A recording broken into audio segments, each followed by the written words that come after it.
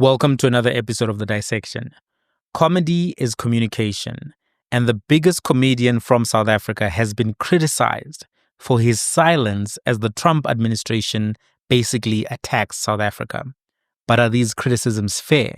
Let's have a conversation. Comedy is communication, and sometimes it's the comedians that actually get the biggest audience in the public arena, which is why I think people are looking at the biggest comedic export from South Africa, Trevor Noah, for his vocal contribution to this particular moment in history. Whereas we've seen people protesting in Tshwane, asking for, Trump to make South Africa great again, which leads to the question, what do you mean make South Africa great again? Are you talking about 1985? Are you talking about 1976? Are you talking about 1953? When, by your definition to those protesters, was South Africa great again? So people are looking at Trevor Noah because comedy is communication, and sometimes the comedians get the biggest audience in the public arena. Think about Cat Williams. He had one of the biggest media moments in 2024, comedian. Joe Rogan, who also describes himself as a comedian, has the biggest podcast in the world. Even Mac G, if you think about it, is running a show with a lot of focus on comedy, jokes, and Amajita discourse, which is why he's always asking those peculiar questions. And it's a large part of why certain people go to that podcast, because they know that that comedic content, that apolitical content in the main has a large audience, and that comedic audience can actually be the tipping scale that shifts a political narrative one way or another way. Comedy is communications. That's something that we all have to be aware of, right?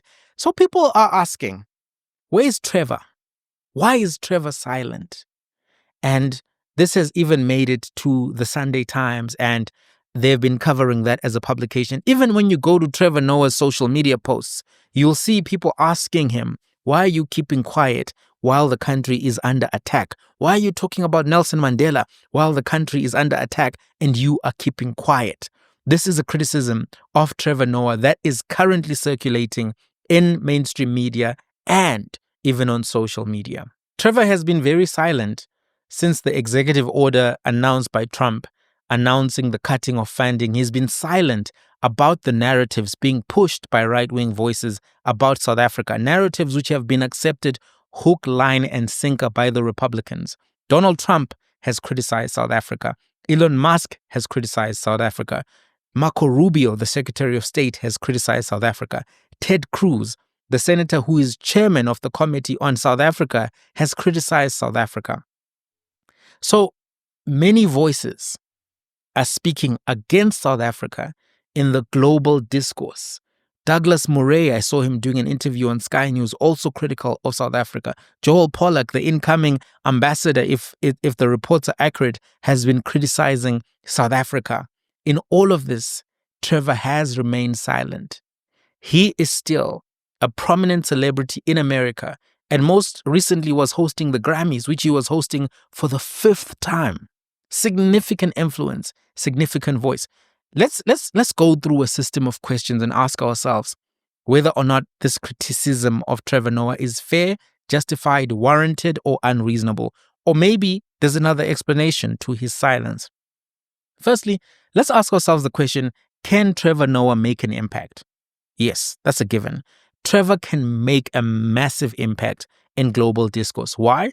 There are very few public speakers as talented as Trevor Noah. There are few comedians in the world as talented as Trevor Noah. But I want you to appreciate, Trevor is not just a talented comedian. He's a talented public speaker in the pure sense of the word. When you listen to Trevor Noah speak, he seldom makes mistakes. His diction, his voice control, his performance, his voices, his emotives, when he emotes with his faces, that's brilliant. I could never do that. Trevor is at another level. He's one of the best communicators living. His body of work speaks for itself, both locally and international. He's a figure not only in the world of comedy, but also in the world of literature. And that speaks to his intellectual acumen, his ability to sit down, script, Type out a narrative that is powerful, compelling, relatable. Trevor Noah is one of the world's best-selling authors in his own name, and I'm not surprised by that. He's phenomenally talented as a communicator. Trevor Noah and his voice could quickly make a mockery of the narrative about South Africa from the right-wing circles in America, from Donald Trump and his administration. It would not be difficult for him. Trevor is one of the few people who has the reach on social media and mainstream media and has the geographic location to be able to break through in a way that very few people can be able to break through. And that's, I think, a given. Then you have to think about the second side of the equation. Trevor also has a Trump bashing record.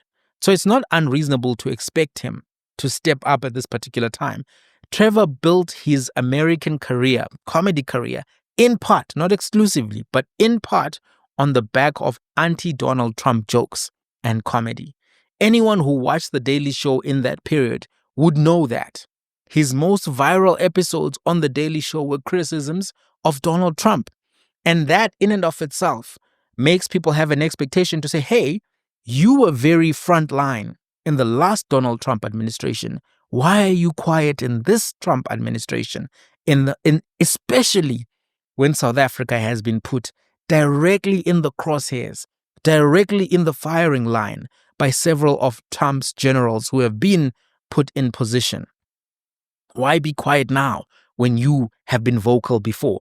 That's something that has created this expectation, in my opinion. Further than that, we have to ask ourselves, is there an obligation and a reasonable obligation that exists for Trevor Noah in particular, outside of patriotism, aside of concepts of you have to defend South Africa, you have a country duty, etc., etc.?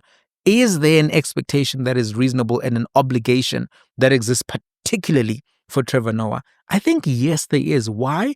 Because Trevor was a Tourism South Africa brand ambassador. If you recall, there were reports that Trevor Noah was paid 33 million rands by the Tourism Business Council of South Africa for a Visit South Africa advertising campaign.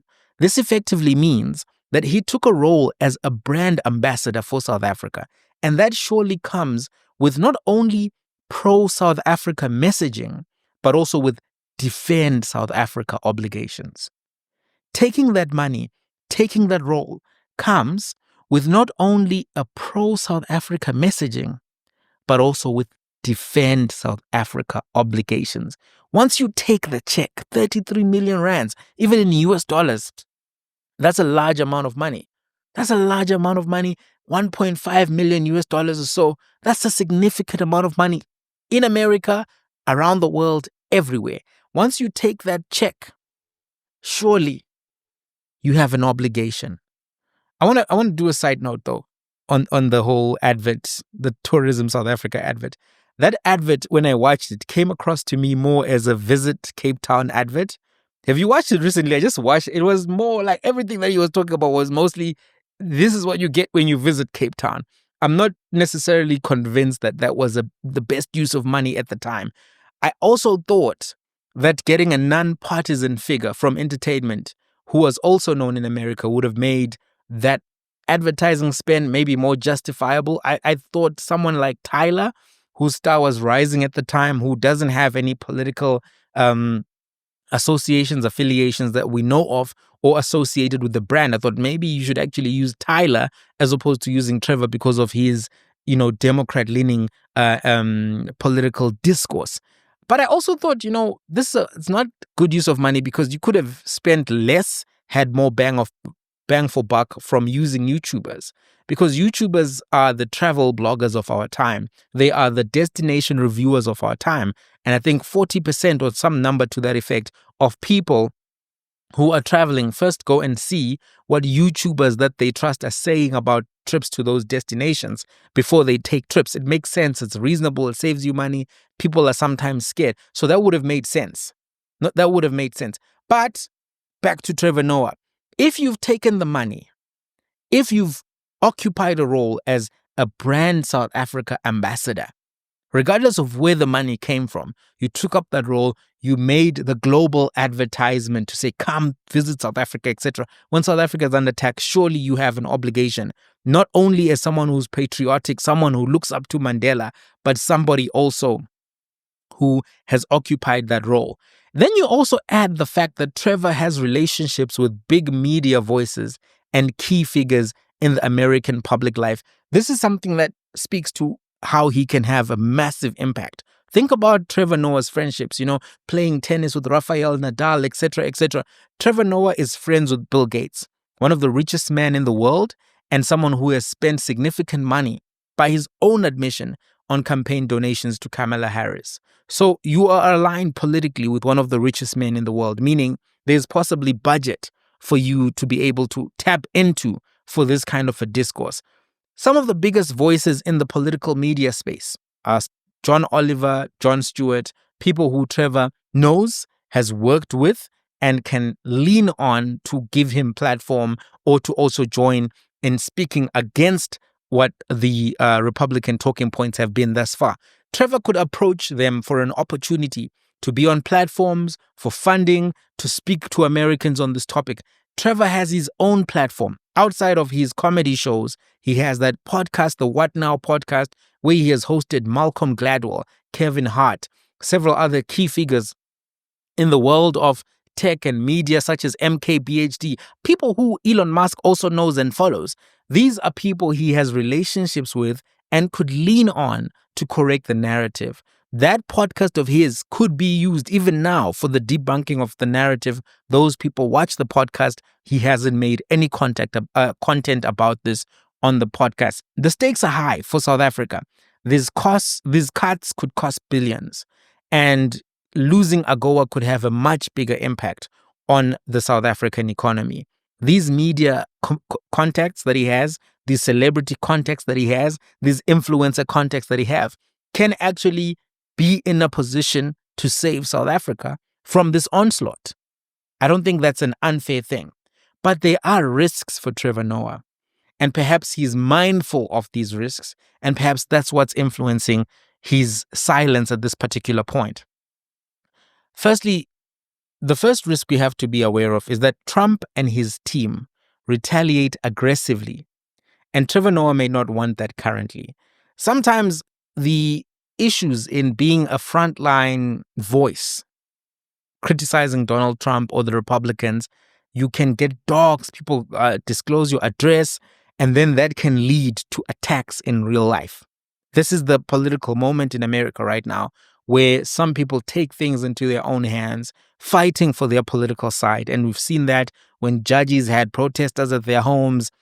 There have been multiple examples of doxing. Even Elon Musk himself at some point had to take down one of the accounts which was revealing his flight routes, etc., because he said he didn't feel safe. So there's a in real life risk that exists from being a frontline person in conversations like this.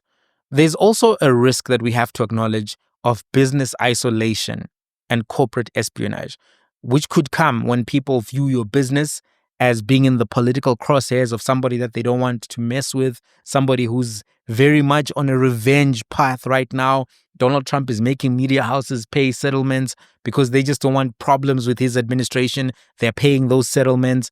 And this could be something that Trevor's looking at saying, I don't want to be part of this right now.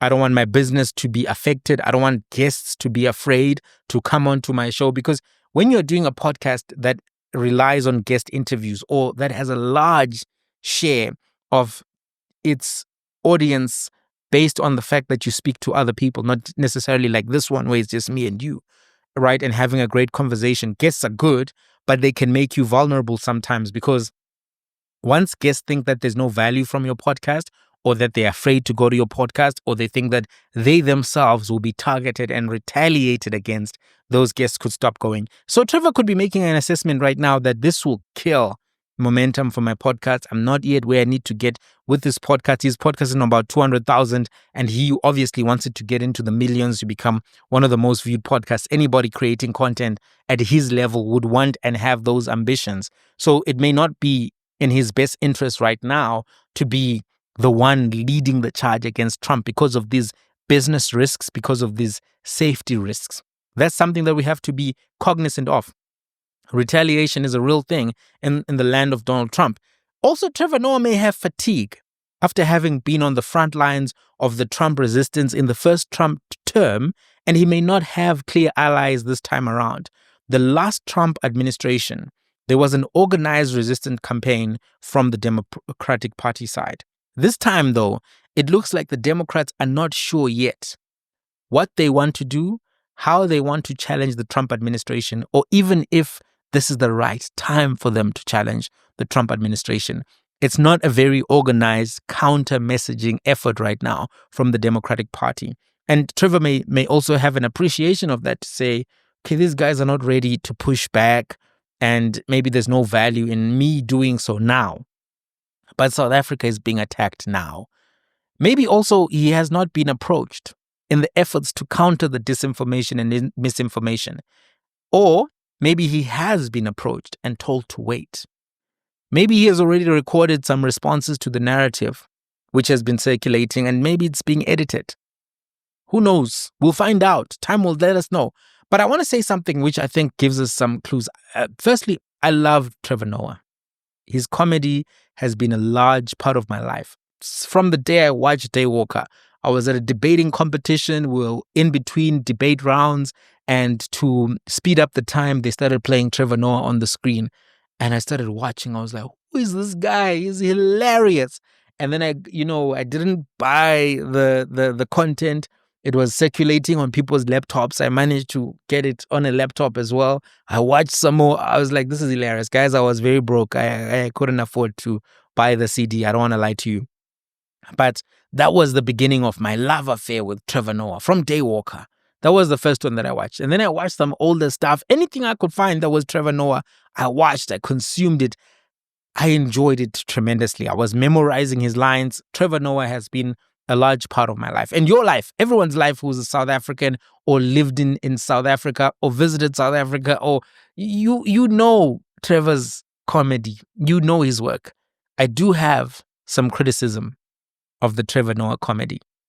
And over time, I've come to notice some things about his comedy that I'm like, oh, okay, that's also part of it. And I think it may help us understand his decision to stay silent right now. Let me explain what I'm talking about. Firstly, Trevor Noah spent a lot of his early years making factional anti-Jacob Zuma and anti-Julius Malema jokes. At the time, I laughed. I memorized some of those jokes about the fire pool, about the typing style of Zuma. Helen. I don't remember the specific words, but you remember the Zuma types with his fingers jokes. Zuma can't count with his jokes that 7 million, 4,000, 16,000, 19 million, those kind of jokes. Wait a minute, 14 billion. Trevor was great at those jokes. He was great. I was laughing. It was funny. Later, though, I noticed that he was not consistent in his presidential satire because he did not keep that energy up in the Ramaphosa administration. Trevor did not keep that same energy with President Cyril Ramaphosa or the administration of President Cyril Ramaphosa in the last 7 years. Some things have happened which are funny. Firstly, think about this, the Royal Baka scandal. You've got a king who's married to the president's spokesperson at the time, Kusela Diko. They get a contract for 100 and something million. The contract gets cancelled. The unbelievability of that is what makes it funny. That the president would have somebody so close to him who was implicated directly or indirectly through a husband in that. That's funny.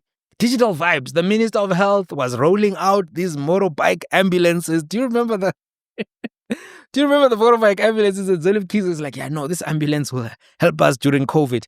Then there was the whole digital vibe scandal here. The man is running a marketing campaign on the side that is giving us the visuals for, the COVID announcements. Hundreds of millions or whatever the number ended up being. That was hilarious. It was a hilarious corruption story. Then Phala Phala itself takes the cake as a comedic story. This guy, Hazim Mustafa, he arrives on Christmas Day. That's Father Christmas's day. So now we've got Father Mustafa arriving with a bag of cash onto a farm, looking for a young man who was in a manger with his parents, Mary and Joseph, and the angels were over him in the manger, saying, "Hark now, the child is born." I'm kidding. He wasn't looking for that. He was looking for buffaloes. Father Mustafa from Dubai came on Christmas Day looking for buffaloes and 3 wise men. I'm just saying, that story is hilarious. Then you go to the fact that the Namibian maid, in all of this, strong immigration, a Namibian maid, the rhetoric coming from some of the ministers from the ANC, Aaron Motsoaledi, those kind of guys. They're like, no, we don't want these people. He's got a Namibian maid. She tells her brother. So everyone is saying, no, abahambe. The president is like, no, but my Namibian maid must stay. She must stay. Because he knows where my cash is at. Anyway, so this is hilarious. The Namibian maid tells her brother that the president of the country is storing money in a sofa, not in Nedbank, not in FNB, in the sofa. And then they do a heist. And then the president does a Mission Impossible. You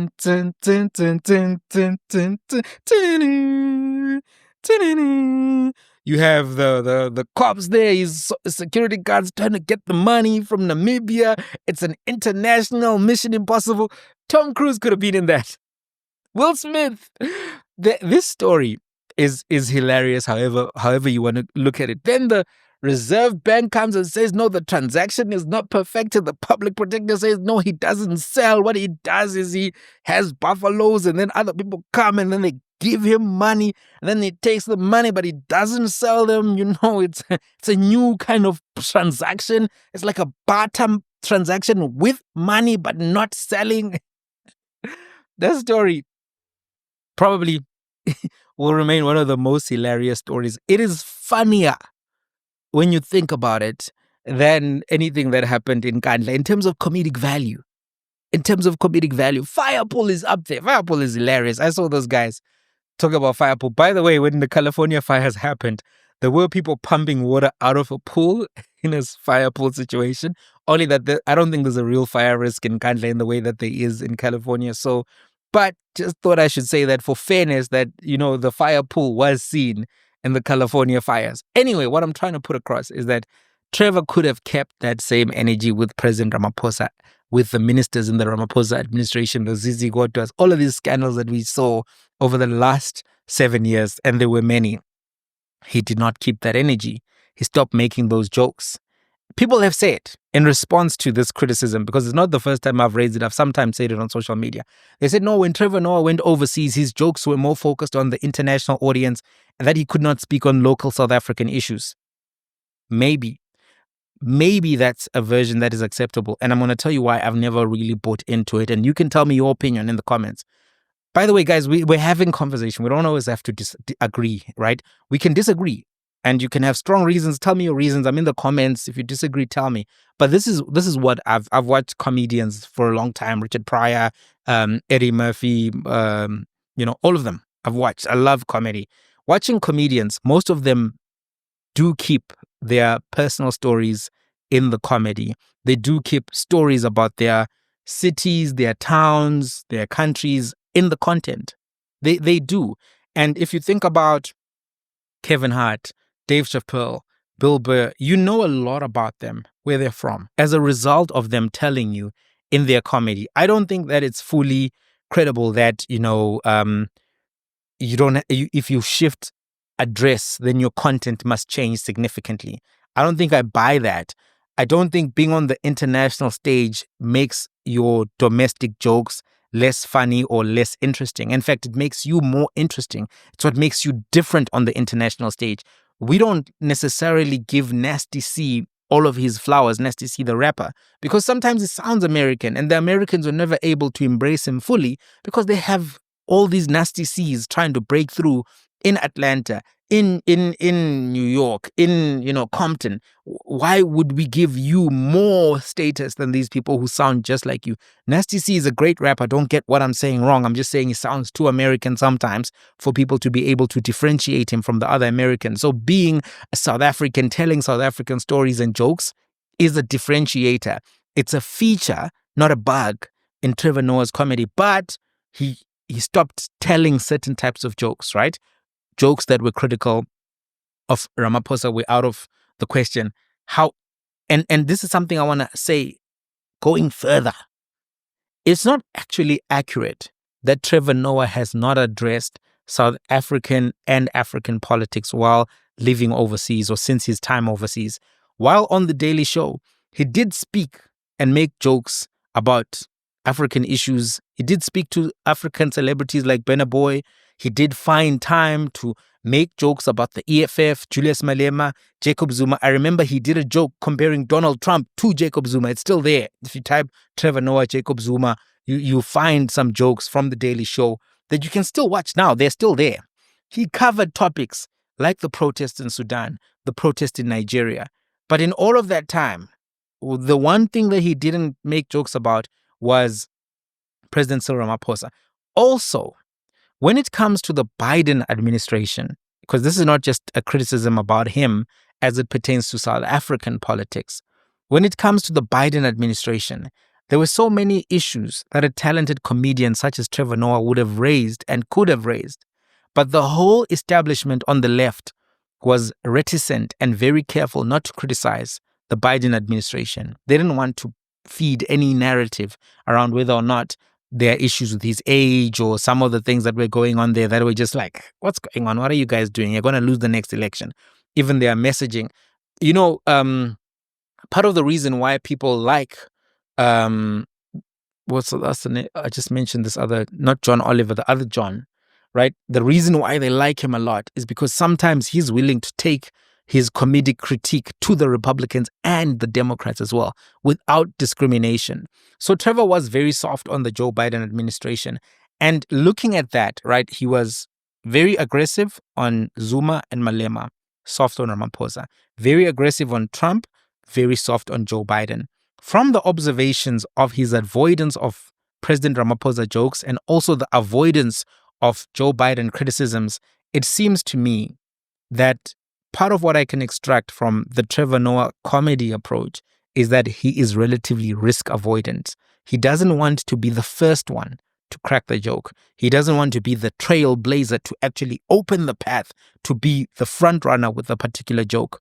I think he wants to crack the jokes when it's safe. So in that way, he's not an influencer of the discourse, but more a litmus test of the discourse. So you go to him to get an understanding of where the conversation is, but he's not necessarily going to lead that conversation.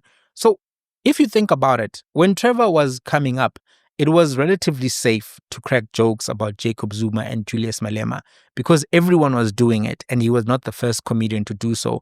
Also because Jacob Zuma and Julius Malema actually don't care what comedians say about them. They embrace it.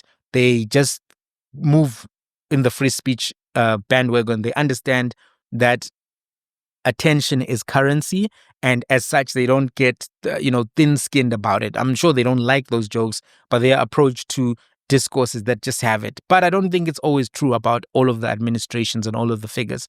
The SA media was very hard on Jacob Zuma, but very soft on President Ramaphosa over the last 7 years. And Trevor probably saw that. He also saw that his ticket buyers as well were more of the stronger together rugby crowd. And they were on the New Dawn Tumamina bandwagon, even though the New Dawn turned out to be old Vaseline. Even though the Dawn was not, it was not, it was just Vaseline, old Vaseline. You had to dig deep into the New Dawn to get something out for your chapped knees and whatnot. On the American side, he also probably picked up that his audience was a very progressive left-leaning audience and was not interested in hearing jokes against Joe Biden. And he didn't want to be the comedian who is a front runner, a trailblazer, a contrarian, starting to challenge whether or not that narrative was correct. That actually happened more on the Republican side in America than it did on the Democratic side. And other people who were just more honest in their comedy also started saying, hey, but what's happening with Joe Biden, et cetera, et cetera. But Trevor, from looking at his comedy, I don't think that it's malicious that he didn't crack jokes about President Ramaphosa, didn't crack jokes about Joe Biden in the same way that he did Donald Trump. I actually think that he's risk avoidant and he's willing to do it when it's safe. And I don't know if that's fair, but I think that's probably what's happening in some of the criticism that I have of him. I think Trevor, though, is talented enough to make these jokes and to push back on the Trump administration. I think he may very well also be worried about his business interests and about his personal safety. And I think that could also be affected. But I think it's mostly because, he's not like that kind of a comedian who will say the thing first. He's not a Cat Williams. He's not somebody who's willing to be unpopular for a time, but write later or only funny to a niche audience. He's more of a mainstream corporate comedian, if you will, Even though that's the case, I still think, if that's the only reason, that he should try to speak on this issue. Sometimes we are put in positions of influence and given talents not for our own sake, but to stand up for those who cannot stand up for themselves and to stand up when the moment presents itself. There's that story in the Bible about a woman named Esther who was placed in a position of power and influence for such a time as this. For such a time as this. Such a time. For such a time. Is this such a time for Trevor Noah? What do you think? There are reports, and I think it's important for me to say this because it could very well be that Trevor wants to speak. It could very well be that he wants to speak, that he's ready to speak, but something else could be a factor. There are reports in the Sunday Times that President Ramaphosa is sending a group of envoys to Europe and other allies of South Africa, and then those envoys will then go to America and try to, diffuse the political situation and all of this diplomatic fallout that has played out. It may very well be that there was an assessment made somewhere that it's not helpful to have a comedian with powerful friends on the left of the American political spectrum, powerful billionaires who Donald Trump doesn't like, making jokes that go viral, making his team look stupid. Maybe Trevor did reach out and say, hey guys, I'm Team South Africa. I want to speak up. Got a podcast. You know who I am. You know what I can bring. And he was told, wait, Trevor, wait, just wait. Ibambe. Because you're going to mess up a lot of things. Maybe that's what's going on. Because Trevor, comedians, it's said that when Barack Obama cracked those jokes about Donald Trump, that is what convinced Donald Trump to run for president. Comedy is communication, and it can be the most scathing, the sharpest, the most incisive form of communication. Because not only do the facts hit you, but you see the people laughing at you as they realize the idiocy of your position. Comedy is dangerous. Comedians are dangerous. There's a book called 12th Night by Shakespeare, where there's a comedian, a jester named Feste. That's his name, Feste the Jester. And I'm probably mispronouncing that, but it is what it is. Feste says at some point to somebody, just because I wear motley, which is those comedic hats, with the bells. He says, just because I wear motley on my person doesn't mean I have it in my mind. It's not a direct quote, but the point he was trying to make is I'm a comedian, but I ain't stupid. Comedians are the ones who see it all. And it may very well be, understanding the power of comedy, that Trevor was told, whoa, Trevor, we don't want a Trevor Noah situation here. We don't want you doing a Jacob Zuma on this man right now. Ibambe, hold it. Ibambe, not the... Remember how they were mispronouncing that in Wakanda Forever? Ibambe. Maybe he was told, Ibambe. All right, guys, I don't know. What do you think? Do you think Trevor should speak? Do you think he was asked to keep quiet? Do you think it's just a business calculation for him? Let's have a conversation. Till the next one.